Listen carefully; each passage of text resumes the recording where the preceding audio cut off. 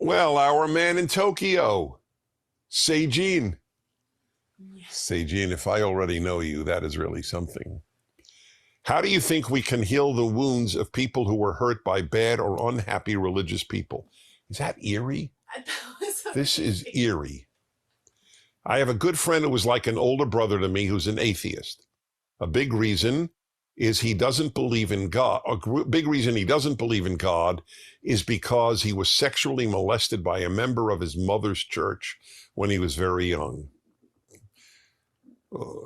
My anger at people who molest children, I have to control myself. Despite his difficult life, I feel he turned out to be a very good person. By the way, that is a difficult life. People who do that to children are the sickest of the sick, the baddest of the bad. Okay, despite his difficult life, I feel he turned out to be a very good person. He works very hard to care for his mother and his wife. He's also polite to others and is very bright. He's courageous too, and is not afraid to put himself out there for others. He's even stopped fights from escalating. Even if I can't bring him to believe in God, I really want him to be happy. If you could share your thoughts on this matter, appreciate it very much. Thank you, and God bless you. Well, I have an emotion-based and a reason-based answer. Emotionally, I totally understand why he would see a religious person doing such evil to him as a child. He would say, well, obviously, this religious stuff is nonsense. Rationally,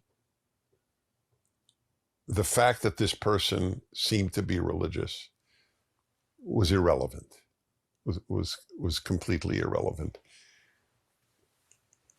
If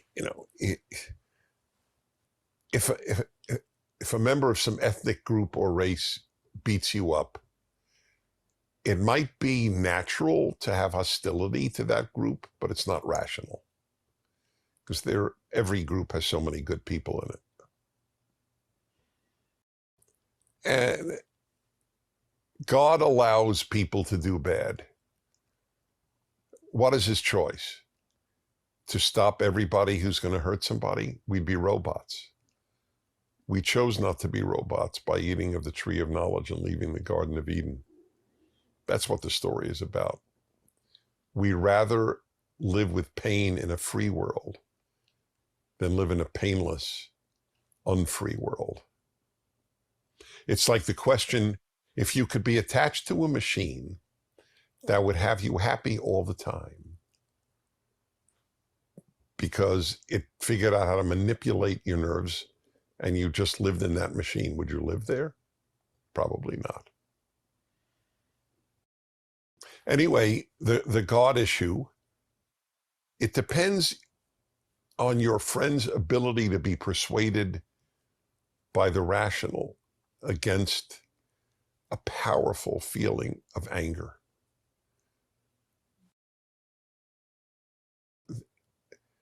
Does your friend really believe the universe created itself? That's not a rational view. Does he really believe life is pointless? Because if there's no God, life is pointless. So there are very powerful arguments. But when you've been molested by an adult as a child, the scars are so thick that it's hard for any ointment to penetrate it. And I understand that. I am more interested, as deeply a believer in God as I am more interested that your friend achieve happiness, despite what happened to him, than that he even come to believe in God. I think he'll be happier if he does believe in God. So there's a certain irony there. I don't think so. I know so. I would tell him this too. It just occurred to me right now. Only if there is a God will the bastard who molested him get punished. You should think of that.